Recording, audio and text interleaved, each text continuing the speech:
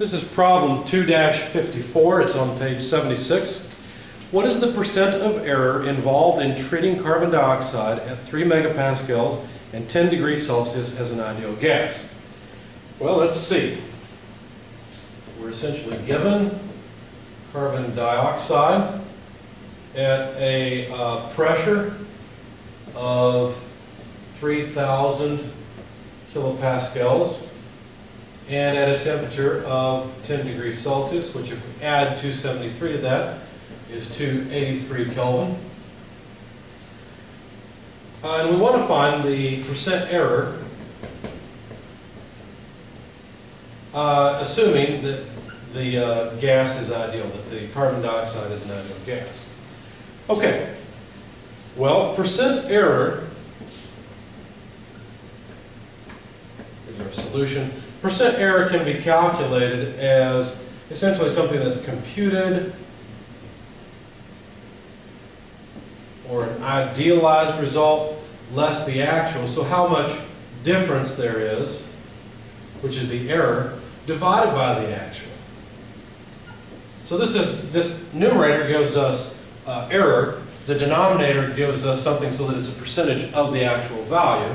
And of course, we just want to take the absolute value of the numerator because we want a positive number out of this. So what I need to do is come up with a computed estimation for the amount of error in treating this as an ideal gas. So I have to use the ideal gas law to come up with this part. And then I need the actual value, or something close to the actual value. Now, we don't have any tables to give us the properties of carbon dioxide, but the compressibility factor would be really, really close. And we found that before. Compressibility is an excellent model for the behavior of most gases, especially when you don't want to do a whole lot more than the ideal gas law. But anyway, or a whole lot more work. So what I'm going to do is try to come up with the compressibility factor and see if that can help me compute the percent error. So the compressibility factor is really just something that corrects the ideal gas law. Okay, so for an ideal gas, this ratio is just 1. Z is equal to 1. But what you do is you look up the reduced temperature and reduced pressure to come up with the compressibility factor, and then we'll use that to get the percent error. Okay, so we would need some properties of the carbon dioxide. If you look up carbon dioxide, you'll find that its critical pressure is 7,390 kilopascals. And you'll find out that its critical temperature is 304.2 Kelvin. So there's the critical temperature and pressure of the carbon dioxide. So we can easily calculate the reduced pressure. It's just the total pressure divided by the critical pressure. So that's 3,000 kilopascals divided by 7,390 kilopascals. I won't bother writing in the units because it becomes dimensionless. The units of both the pressure and critical pressure are the same. So this comes out to 0.406, and that's just a measure of how close the gas is to its critical pressure. Doing the same thing for the reduced temperature.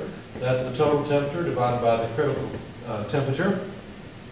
So that's 283 Kelvin. Notice I have to put in absolute units. It was a good thing that I calculated the temperature in Kelvin.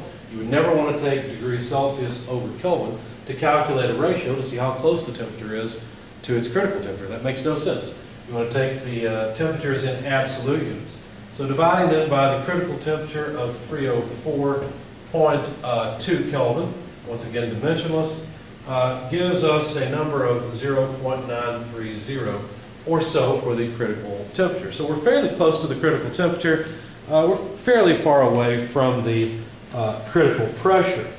But if you look at the compressibility chart, or the Nelson-Obert generalized compressibility chart on page, let's see, 863, then this is what you'll see. And I'll try to angle it so that you can see it in the video with the light. And what we need to do is find the point on this chart that represents a reduced temperature of 0.93 and a reduced pressure of 0.406. So on the x-axis are listed the reduced pressures. We're looking for 0.406. That's about right here at 0.4. I don't know if you can see that on the video, but on the x-axis it's over here at about 0.4. And then the reduced temperature of 0.93. Well, lines running sort of this way are lines of constant reduced temperature. 0.95 is here, 0.90 is here. So if we intersect about 0.4 with about 0.93 and read off the compressibility factor, when I did that, the closest I could come to was a compressibility factor Z of about 0.8. Now, one of the mistakes that students make is they think that since Z is PV over RT, they can simply plug in the pressure and temperature given and calculate Z, and guess what? They always end up with a number very close to 1. Of course, because you plugged in the pressure, temperature, and volume. Now, of course, we don't have volume in this case, but this is the common problem. And you would just calculate something very close to 1 because you just used the ideal gas law. You've assumed that the gas is ideal. The correct way to go about this is to come up with properties or a measure of how close the gas is to its critical point. Use that in the compressibility chart, then to come up with the ideal or non-ideal behavior of the gas, in this case 0.8, and then use that to correct the ideal gas law. Okay, so Z is about 0.8. Now, if you think about it, what are we going to use here in the percent error calculation? Well, what are we trying to predict with the ideal gas law? What's the unknown? The unknown is the volume, right? The specific volume is unknown. Now, if PV is equal to RT, then V ideal from the ideal gas law would simply be RT over P. Okay? So if we have the temperature, the pressure, and you look up the gas constant, you can find the ideal specific volume. But using the compressibility factor, the corrected or actual value, the closest we can get to the actual value, would be equal to solving for V from this equation. So that would be Z multiplied by RT over P. Notice this piece is just the ideal specific volume. So this is Z times V ideal. Well, to calculate the percent error then, we would need the absolute value of the computed value or the approximate value from the ideal gas law, which would be V ideal, less V corrected. But V corrected is just Z multiplied by V ideal. Then we need to divide by the actual, which is just Z V ideal. Or at least that's the closest we can come to it. Notice that the ideal specific volume cancels out of all of this. And all we really need to do is take 1 minus Z over Z.